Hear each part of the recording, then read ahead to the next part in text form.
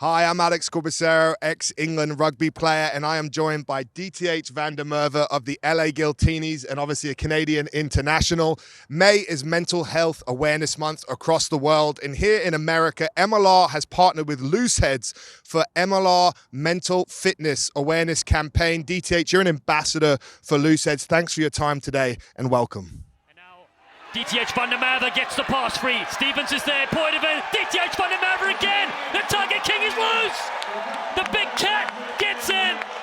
So, DTH, let's talk a little bit about your rugby career. Talk to us about where you started and some of the highlights along the journey. Hey, Corbs. Thanks for having me here. It's a pleasure to be here with you guys and spreading the love of mental health. My career has been quite a long journey in rugby. Started playing rugby in South Africa as a youngster, probably 4 or 5 years old. Obviously, rugby is a huge part of the country and the way you grow up as a child. Then I moved over to Canada when I was 17. Played in Saskatchewan for a little bit. Moved out to the west coast of Canada to British Columbia. Played for James Bay Rugby, and that's where I got involved with the Canada national team. From there, I had an opportunity to go play for Glasgow. Had a stint there for 6 years, moved on to Wales for a couple of years, another year in England, and then back to Glasgow for my final push in the UK before landing in sunny LA, where I'm currently at and really enjoying the sunshine. You can do it all, he thinks. The pop forward, it's kicked ahead. They're over. The Tiger King is in. And so DTH, obviously, we work together at the LA Guiltinis. Let's start there. What made you want to come to the MLR? Well, the MLR has always been on my radar. It's the 5th season. I started watching them when Seattle was doing really well. I had a few teammates playing for Seattle at the time, coaching as well. So I always had a little bit of an eye of transitioning over to America and having my end of my career here, being closer to home, closer to family where they can come and visit. So it was quite an interesting kind of topic when COVID hit and all the uncertainty we had in the rugby world in the UK. Is when Darren Coleman called me through a friend that I played with back in Canada and James Bay. We became friends on Facebook, and Darren started speaking to me over there. And he said, "Hey, do you want to come out to LA?" And I said, "Yeah, why not? Let's try it." Again, there's a lot of uncertainty of whether the league's going to go ahead with COVID, but I'm so happy I made it here. So let's focus on, start with some of the highs. Obviously, last year, victorious in the MLR with the LA Guiltinis. What was that like, coming here and then actually winning the competition your first year? Oh, Corpse, from the get-go, it's just been an unbelievable experience. Coming to LA, we went over to Maui for 5 weeks, had a hell of a preseason. It wasn't all just fun, like it looked on camera, but a lot of hard work, a lot of soul searching, and just really setting our standards. And from that, time in Maui, we set out that we want to be the team that comes into the league and win it. So we had the belief as a team. We got to know each other. Our families got to know each other. We really, struck some nervous chords in our journeys to LA. We spoke about our upbringings, and I think that really brought us together as a team. And we all believed that we're going to win the league that year. So obviously getting to the final was amazing, and then you have to obviously win that game at home in the Coliseum. It was an unbelievable experience, and we had a great time after it. It's like Darren Coleman always said, it's the best 6 hours after your life when you win something. So it definitely was a good time. They're having a field day here for the Guiltinis, and they extend their lead now, 23 points to 10. So DTH, you've played in big games, you've played in finals, you've played in internationals, World Cups. Being a rugby player comes with a lot of high pressure environments.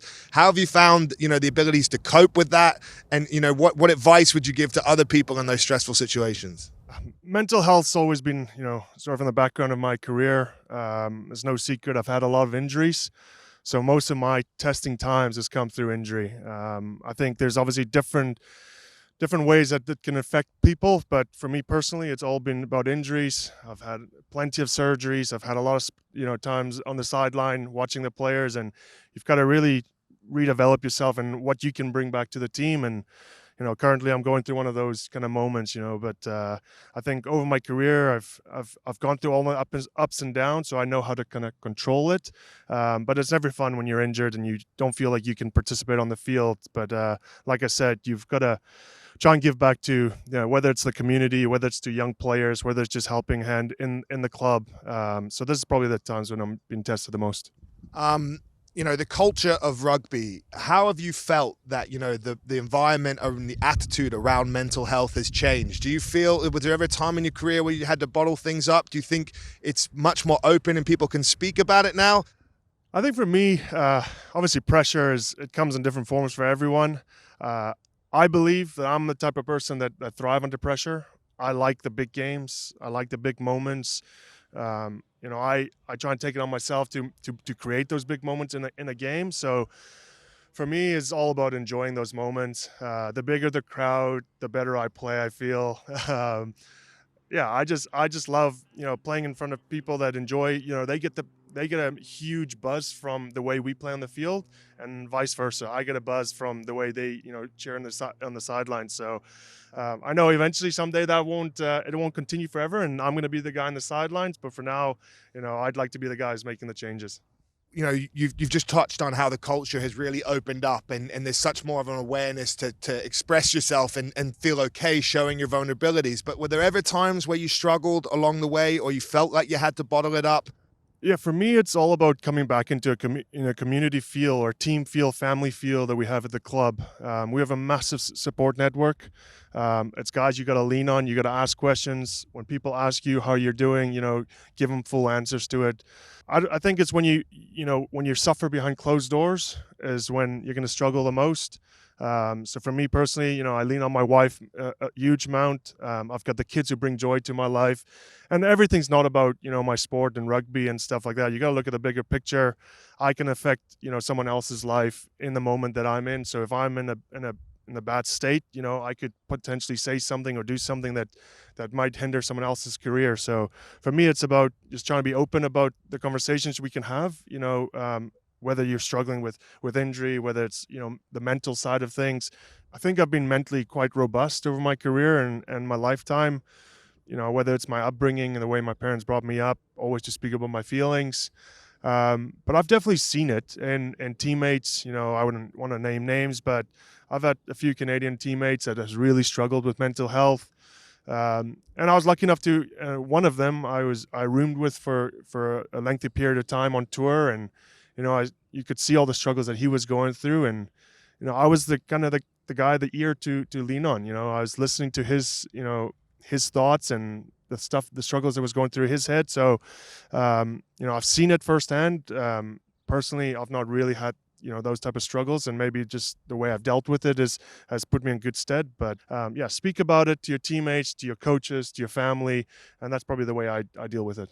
So DTH, you've just opened up. You've cancelled friends. You've a mental health awareness ambassador.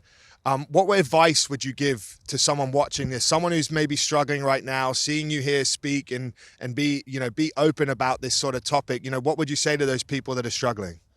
Well, I hope it, and with Looseheads, whether it's Looseheads or not, it could be any mental health company. I hope that we've made it easy enough for those guys to feel confident and to come and speak to someone. I think, the goal that Looseheads has of having one mental health ambassador in every rugby club around the world is huge. And the more we can create, and if you want to be that person, reach out to Looseheads, reach out to someone that you maybe seen on social media, ask him how you can get involved. But then on the other side, if you're someone who is struggling, just reach out. I'm not going to bite. We're just all normal people. Some, people might look at us as, rugby players or superstars or anything like that. But we're just all general people who care, and we're easy to talk to. We can steer you in the right directions, and there's plenty of companies out there that can help you with your mental health. And then DTH, from my own experiences, one of the things I found the hardest was actually stopping being a player. Like, my career ended, suddenly more by injury, and that identity and that person I was sort of, all of a sudden just stopped. And there was massive change in my life, and I just didn't feel mentally prepared for it. How have you been focusing on that next chapter? And do you think, for advice for other athletes retiring as well as yourself, have you been sort of putting a focus on life after rugby and mentally preparing yourself for that transition? Yeah, I've obviously been a bit more lucky than you. You retired in your 20s, and I'm 36 now, so I have been thinking about it for a long time. I think in the beginning of my career, when I was, playing at the top level, I was thinking, 30, 31 is probably when I'm going to be tapping out. And then I got there and I was still playing good rugby and I was still enjoying it. And I was like, well, let's keep pushing for a couple more years. But in the back of my mind, there's always been the thought, what's next? I have done my firefighting kind of courses, so that's what I want to do post-rugby. And I'm always looking at what's the next opportunity. You can never close a door. You keep making connections around the world. I've been lucky enough, like you've said earlier, played in so many different countries, met a lot of people, and you never know when you can, lean on someone you've met in your past. So it's definitely in the back of my mind, but it's also the driving force to why I'm still playing. It's terrifying to think about, what's next. We had guys like, Dave Dennis spoke in one of our meetings, and even Getz has mentioned to me, these guys are still playing because it's scary to think about what's next. We're so accustomed to, waking up, we've got a schedule, we've got training at certain times, we've got lunch at certain times, and we play on the weekends, and we do it repeated with a little break in the summer. It's an amazing sport. We can only play it while we're young. So, we keep pushing, but it's definitely a scary thought. But I think for any advice I could give to youngsters, start preparing young. Like, don't wait till you're 30 to start preparing. That's going to be even scarier. And the mental health side of that, there's going to be a huge impact on you. So I think if you can start young, go to university while you're maybe not, in top flight rugby, or do a few courses while you're playing, it'll put you in good stead. All right, DTH, it's been an absolute pleasure to chat to you today, and I really got to thank you for your openness and your honest answers and feeling okay showing your vulnerabilities, and also for all the good work you're doing, negating the negative impact and stigma around mental health and just having people feel comfortable talking about it, and that awareness is huge. So thanks so much, mate, and good luck getting back on the pitch soon, and we look forward to seeing you out there. Thank you, Corbs.